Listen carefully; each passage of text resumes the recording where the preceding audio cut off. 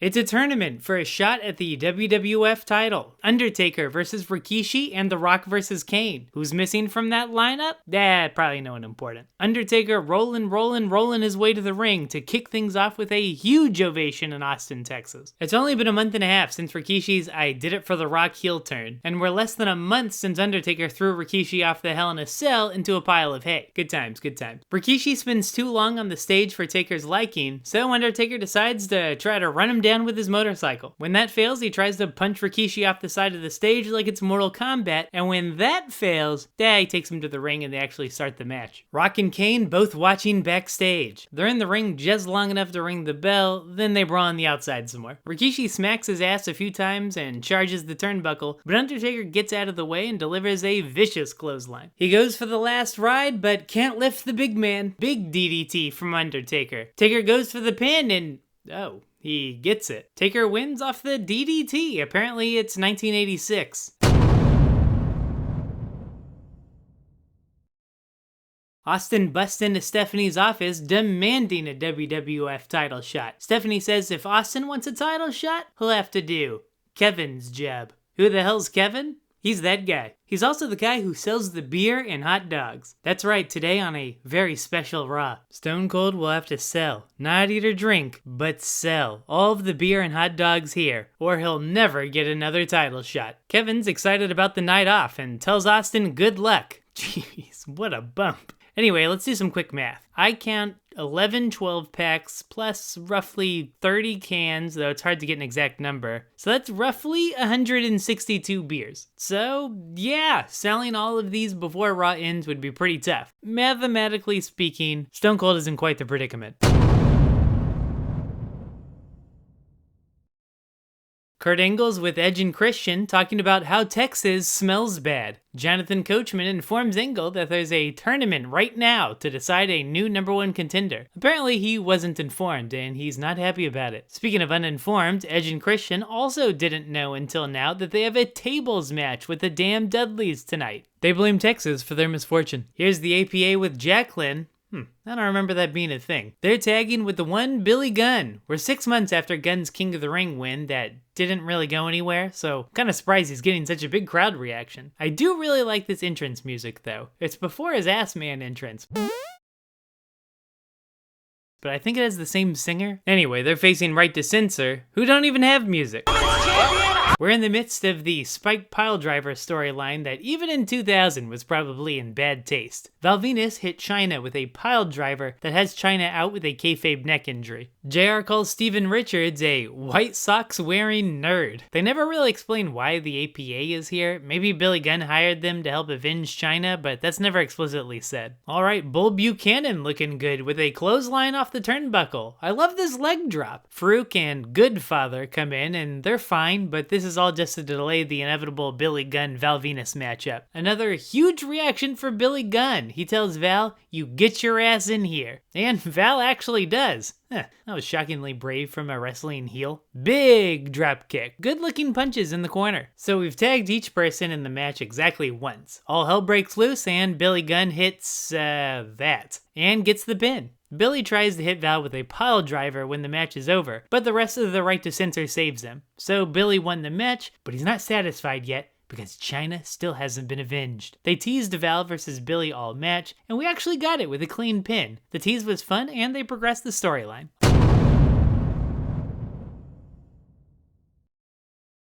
Austin standing around sniffing his hot dog. That's not a euphemism, look. Someone should really tell him he's not going to sell a lot of beer and hot dogs standing in a hallway by himself. Stephanie comes out to check on him, and he admits he's having a problem with his mustard. She runs off, and Austin asks if she wants any onions with that. They're clearly very proud of that skit because they come back from commercial and show the whole thing all over again. Steph calls Daddy to vent about her recent work troubles when in comes Trish Stratus. Vince just remembered he scheduled a match where Chris Benoit will defend his Intercontinental title against Test, the person that Trish happens to be managing. Steph is pissed, and Vince fakes going through a tunnel and hangs up on her. Steph tells Trish her, quote, big breast tactics may work on her dad, but they won't work on her. By the way, big breast tactics gets a huge pop. Michael Cole wants to know how the tables match tonight is going to go. Devon practicing for his Reverend gimmick in a few years.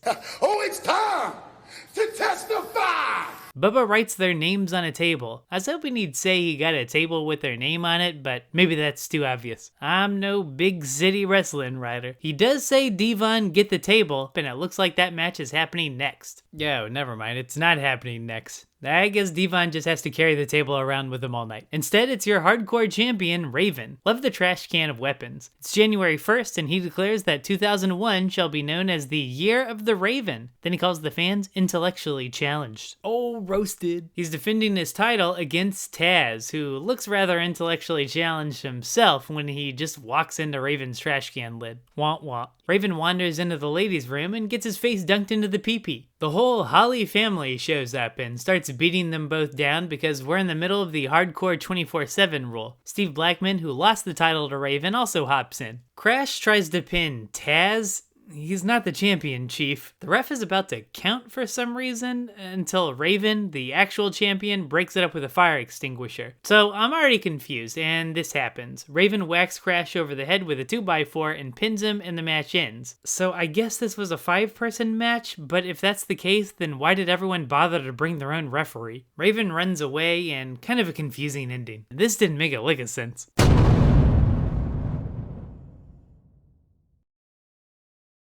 The glass breaks, and here's Stone Cold with an empty crate of beer. He claims he's sold it all, and Steph needs to bring her little ass out now and give him his WWF title shot. Stephanie comes out in a different blouse. She wants to know who Austin thinks he's talking to. He replies, a complete bitch. Okay then. Steph accuses Austin of drinking all the beer and eating all the hot dogs himself. She calls Austin a beer-swilling Texas redneck. Austin says he appreciates the compliment, but the fact is he found a couple of thirsty sons of bitches backstage. Stephanie says she's a woman of her word and puts Austin in a match with William Regal. The winner of that match will face The Undertaker, and whoever wins The Rock versus Kane in a triple threat to decide the #1 contender. Austin takes the beer crate back, and somehow it strips off Stephanie's shirt. So that's 2 tops Austin has gone through tonight.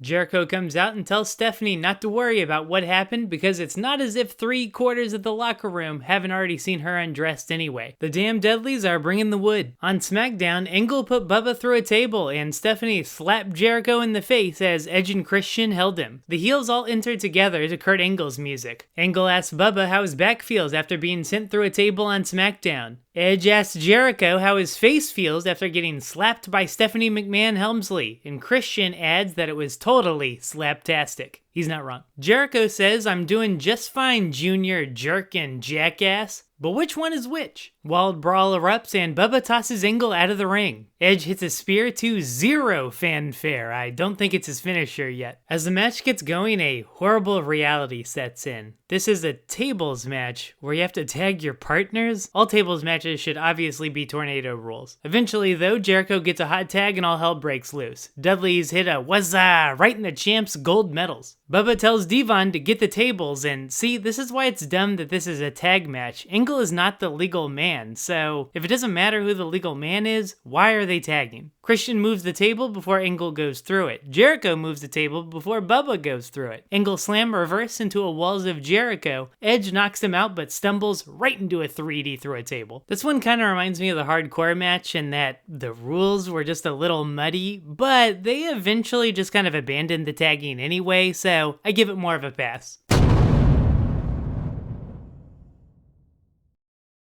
We get a commercial for the XFL, which is debuting in 1 month. They show us footage of Albert attacking Test on the last episode of SmackDown, so the TNA tag team that Trish managed has split up, and it looks like Trish has chosen to stick with Test. It's Intercontinental title time. Big slam on Chris Benoit, ouch. Test climbs the turnbuckle and Albert appears, but Test leaps on top of him and throws him into the steps. He climbs back up, since when was Test such a high flyer? And Trish pushes him off the top. Screw job. Ugh, I wish Benoit had hit some kind of move before the pin. He got the 3 count just because Test fell off the turnbuckle. Kinda makes Test look like a little bitch. This is an example of a segment that got too cute for its own good. If Albert had just screwed Test out of the title, I would have said it was fine. But why would Trish Vince McMahon just to set up a title match for Test just to screw Test out of that title match? The Radicals, or at least what's left of them, didn't there used to be more? Dean sounds like he just choked on his own spit. Big pop for the Hardys, and they're facing Kane, who actually cut a promo. They do a Godzilla movie thing where their voices are dubbed in English as they talk. It probably wouldn't hold up today, but I actually thought it was pretty funny. Indeed. Cool double team by the Hardys, while Dean goes on about how Lita is his girl. What? Big high risk from Taka onto the Hardys below. The match continues and Dean is still going on about Lita. He claims that after the match, he, Lita, Terry, and Perry are all going to go on a double date. And he just sounds like a complete jackass. I know he's a heel, but Lita isn't even looking at him, and he spends the whole match going on about, yeah, she's totally into me. But Malenko just doesn't have the charisma to pull off that kind of character. He just sounds sad, like that creepy kid in middle school that assures everyone that that girl who never talks to him totally wants him. Oh, big botch from Jeff. Funaki dodges a poetry in motion, and Jeff lands it. Cool. But looks like he's supposed to jump on Taka, and instead he just completely eats shit on the outside of the ring. Ouch. And you know it was a botch, not just because it looked awful, but because he doesn't sell it at all. He immediately picks his carcass up and hits a swanton bomb for the win. Lita looks at Dean for the first time and tells him to come here. He just walks right into a trap where Matt and Jeff just casually beat him up. I expect this sort of dumbass behavior from the baby faces, but not the heels. This is one of those matches, unfortunately, where the botch is easily the most memorable part, and it really doesn't do the Radicals any favors.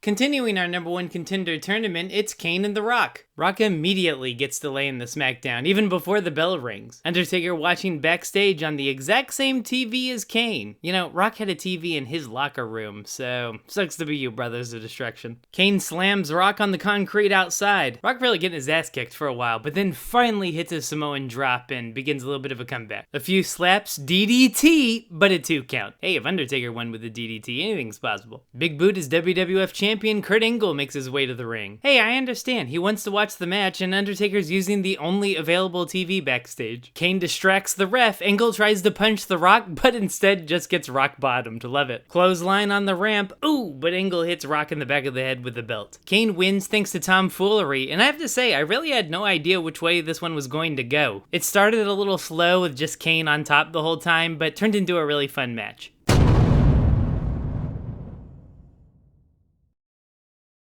European champion William Regal calls Austin a gluttonous toe rag. Gee, I'm surprised the censors let him get away with that. He introduces a special guest referee for tonight's match, and her name is Stephanie McMahon Helmsley. Shocker. JR's pissed, and King says, oh, you don't think she's capable of officiating a match because she's a woman?